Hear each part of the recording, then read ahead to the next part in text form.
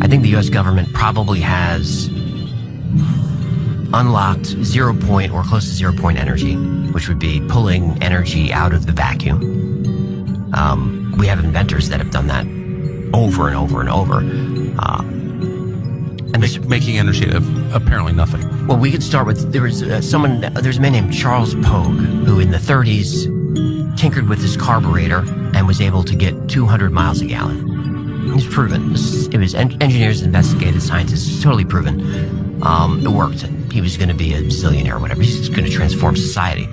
And the problem was, once the news of his engine got out, the oil stocks crashed. They just crashed.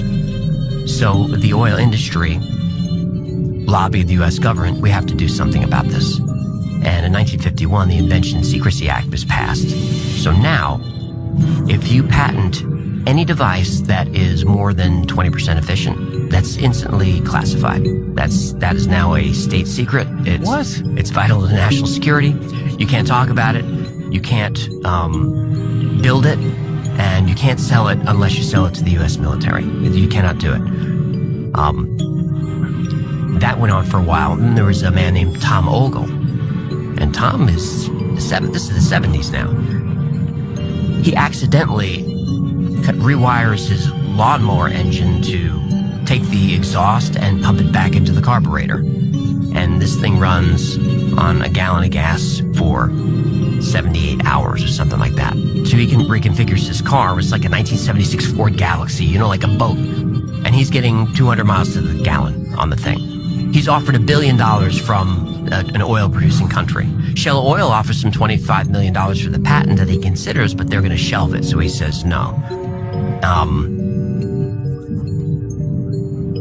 It's considered, maybe one of the biggest inventions of the century. Suddenly, Tom, without a history of drug use, stumbles out of a bar.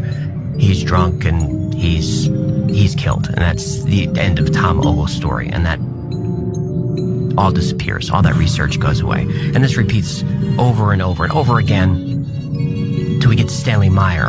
And you might remember Stanley Meyer and the water car, because this is the 1990s now.